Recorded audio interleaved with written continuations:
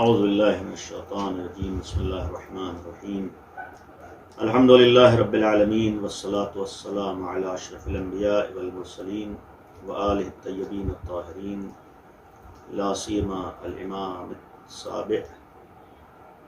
موسیٰ بن جعفر الکاظم علیہ الصلاۃ والسلام. اما بعد، ساتویں امام حضرت امام موسیٰ کاظم علیہ الصلاۃ والسلام کی المناک شہادت کی تاریخ جو 25 ماہ رجب ہے، اس شہادت کے موقع پر تمام ناظرین کی خدمت میں اور تمام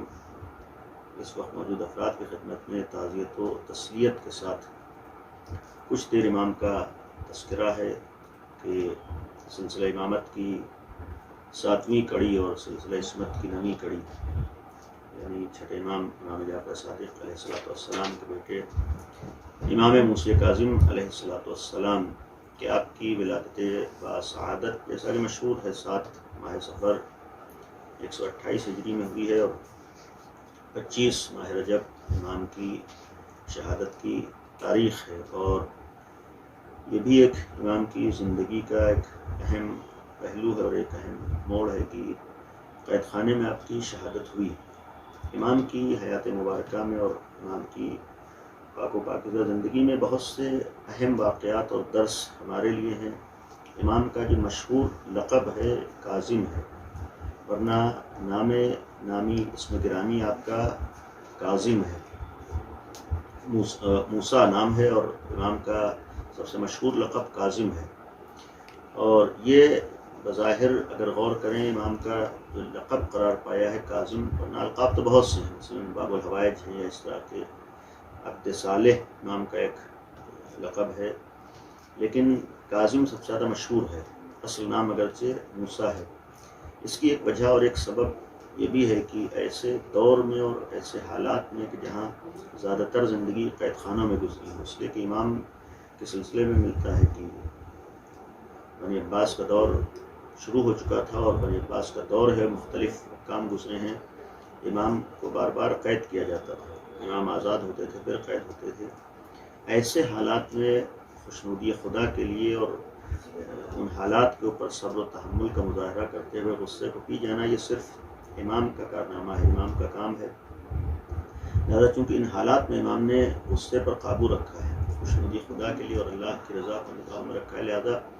امام کا یہ ایک لقب قرار پایا کہ غصے پر قابو رکھنے والے. اور یہ خود ایک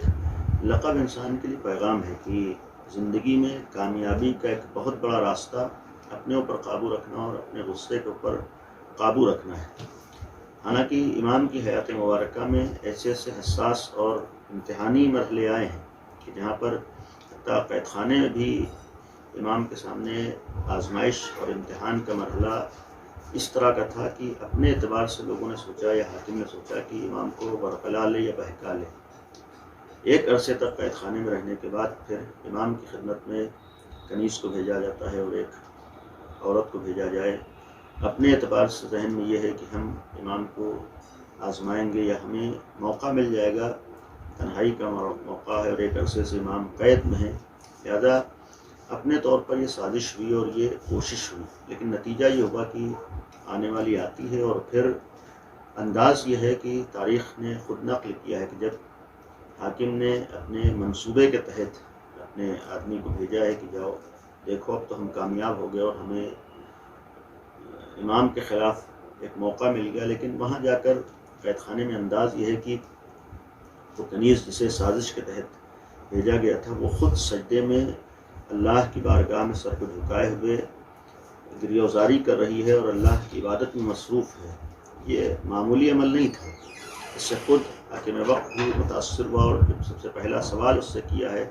اس آنے والی عورت سے کہ میں نے تجھے کس ارادے سے بھیجا تھا اور یہاں ماجرا کیا ہے،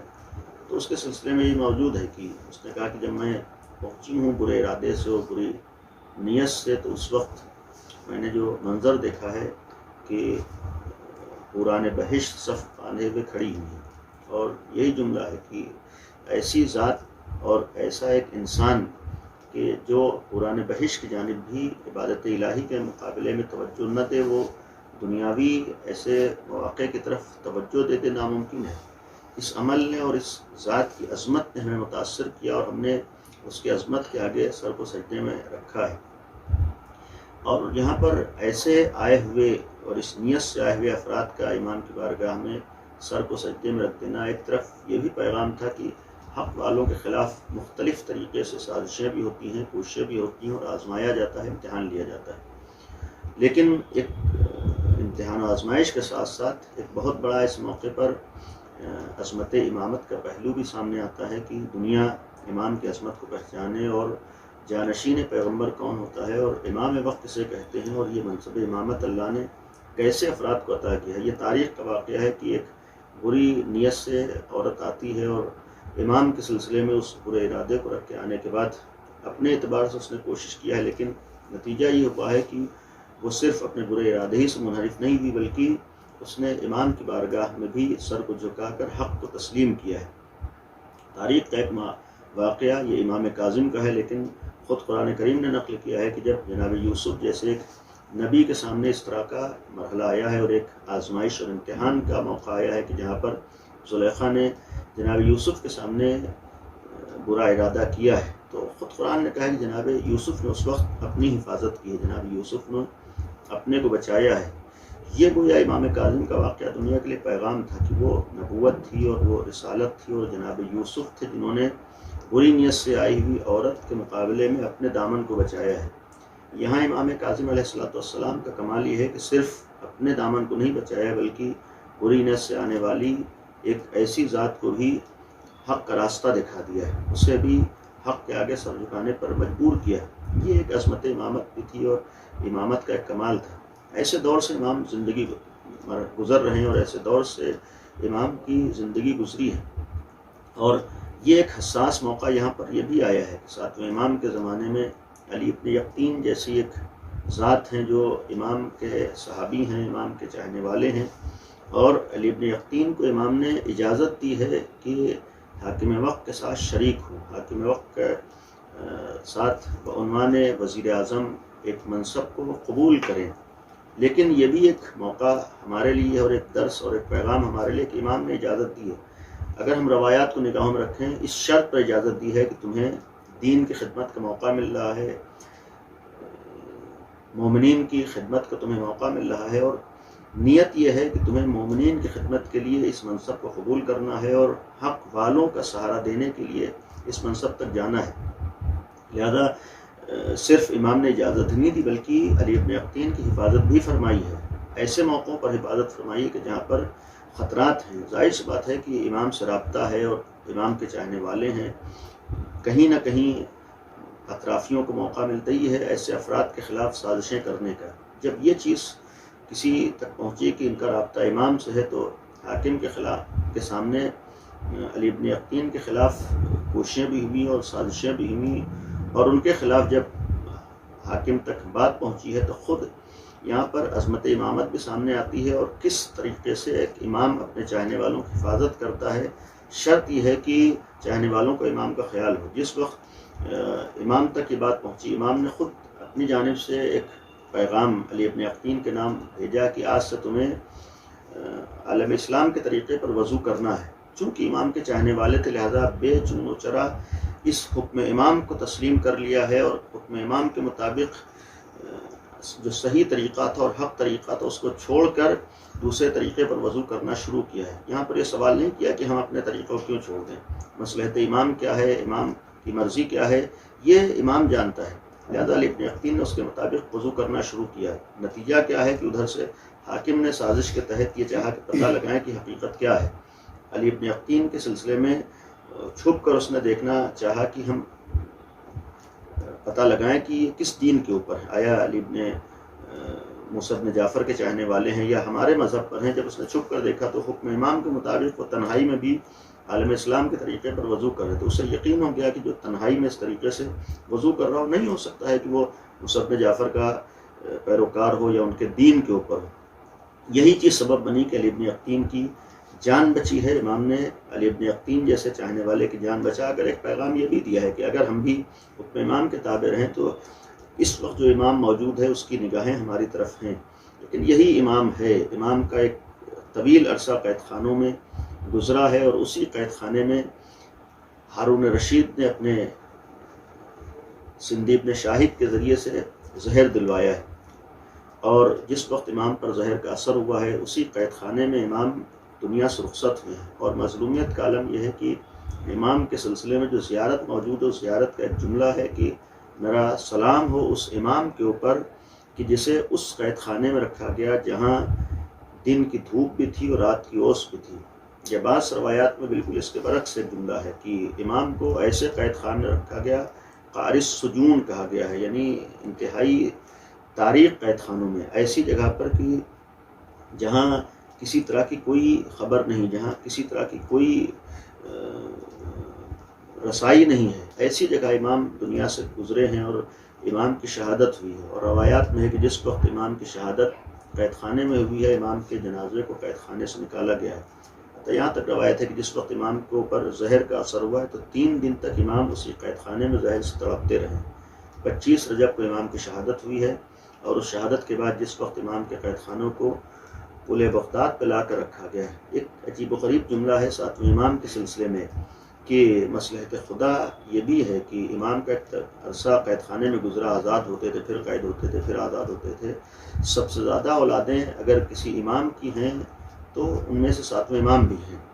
جس کی اتنی زیادہ اولادیں ہوں اس کے لیے روایت میں جملہ لکھا ہے کہ جب قید خانے میں شہادت ہوئی ہے تو امام کے جنازے کو مزدور کاندھوں پر اٹھا کر لے کر آئے ہیں. تصور کریں کہ جس کے اتنے بیٹے موجود ہیں، اس کا جنازہ جس وقت قید خانے سے نکلا ہے تو اس عالم میں نکلا ہے. پل بغداد کے اوپر امام کے جنازے کو رکھا گیا،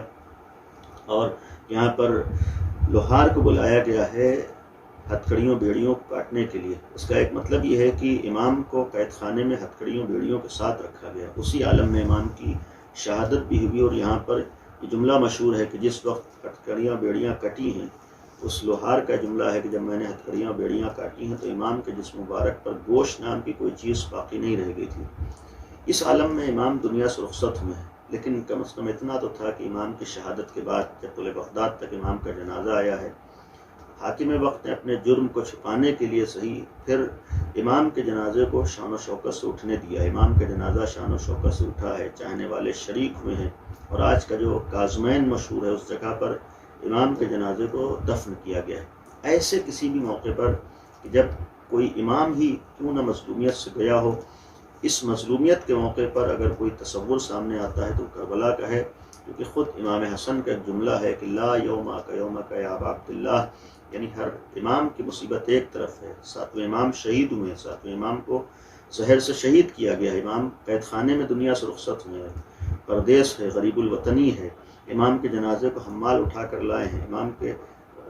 جسم مبارک کے اوپر ہتھکڑیاں بیڑیاں ہیں اور ہتھکڑیوں بیڑیوں کو کاٹا گیا ہے. لیکن اس کے بعد بھی ایک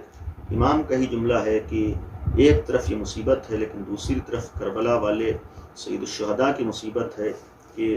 آسان نہیں ہوتا ہے کہ اولاد کے سامنے باپ کا گزرنا.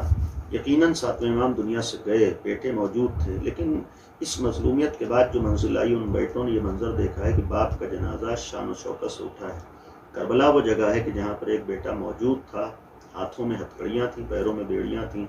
نگاہوں میں یہی منظر تھا کہ میں موجود ہوں لیکن باپ کا جنازہ بے گور و کفن ہے. ایسے موقع پر ہم ساتویں امام کی خدمت بابرکت میں تعزیت و تسلیت کے لیے جو اس وقت اس امام کا حقیقی وارث ہے امام عصر عجل اللہ تعالیٰ فرجہ الشریف، ان کی خدمت میں تعزیت و تسلیت پیش کرتے ہیں اور یہ دعا کرتے ہیں کہ اللہ